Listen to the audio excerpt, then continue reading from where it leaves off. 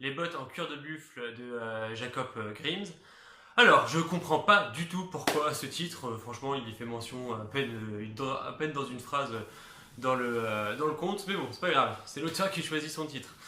Alors, le personnage, le soldat, sérieux, franchement, c'est un personnage de folie. J'adore, c'est un personnage audacieux, malin, courageux, sociable, avec une répartie de dingue, et surtout, il a des putains de pouvoirs magiques.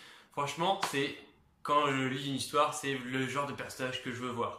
C'est nous promet des aventures avec des rebondissements, mais tout le temps, tout le temps, tout le temps, tout le temps. Ça donne envie d'être ce personnage. Et là, on touche un point clé, selon moi, de l'utilisation des contes. C'est les contes servent et les histoires de manière générale servent à nous inspirer, à nous développer, à nous apprendre des choses. Euh, j'ai lu beaucoup d'histoires en étant petit, et c'est vraiment des histoires qui m'ont porté, qui m'ont permis de me développer personnellement. Et je sais plus qui avait dit cette phrase-là, mais les romans et les fictions sont les meilleurs bouquins de développement personnel que vous allez pouvoir trouver.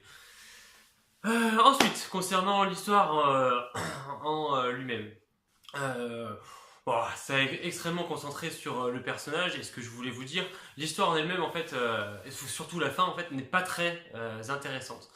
Ce qui nous montre en fait que l'importance dans une histoire ou même l'importance dans la réalisation de vos objectifs, c'est pas la fin en soi, mais c'est le chemin.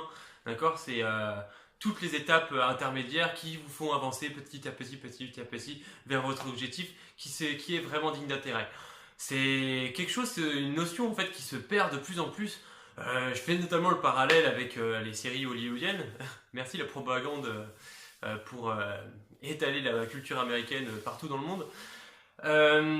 Sur les gens voilà, qui regardent des séries qui disent ah mais la fin c'était nul, je suis complètement déçu. Et la fin c'était nul, qu'est-ce qu'on s'en fout de la fin en fait? Est-ce que toute l'histoire avant la fin en fait t'a intéressé, t'a plu? Oui, sinon tu ne serais pas allé jusqu'au bout. Donc ne viens pas te dire que ce que t'as regardé en fait c'est nul parce que t'as pas aimé la fin ou que c'est pas la fin auquel tu attendais.